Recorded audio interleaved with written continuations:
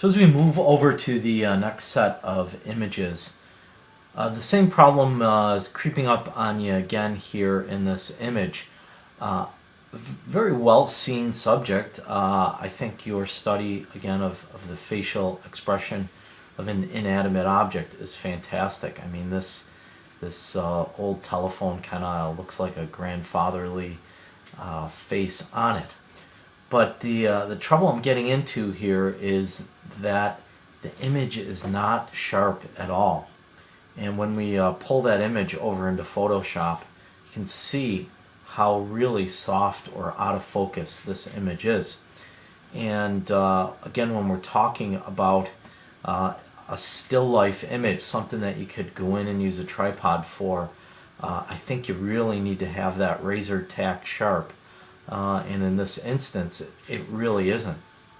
I think the other thing, if you're seeing the image blurry on a computer screen, when you actually saw a print of this image, you'd be very surprised at how blurry it prints up.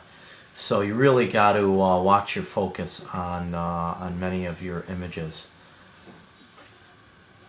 So again, I think you've done a wonderful job here discovering or kind of going on this little treasure hunt for different faces and things. And again, another neat discovery. And I love kind of the little addition in here of the start switch with the triangle on it. It's kind of almost like a little, again, wink back at the viewer, and kind of a little bit of a humorous note on there. The doorknob here, or the door lock, again, you know, I think you've done a really neat job catching all these different little details that form faces, but technique-wise, you really got to get them in focus, and it's something that's repeating itself over and over in your portfolio. The other neat thing I do love about this image is I love the reflection. I believe that's you in the background taking the photograph there.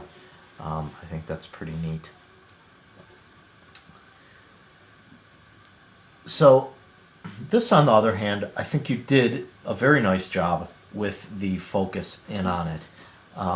Having this out of focus in the background there really draws our eye to the two spots on the flip-flop that would represent the eyes, and of course the heel area, which represents the mouth.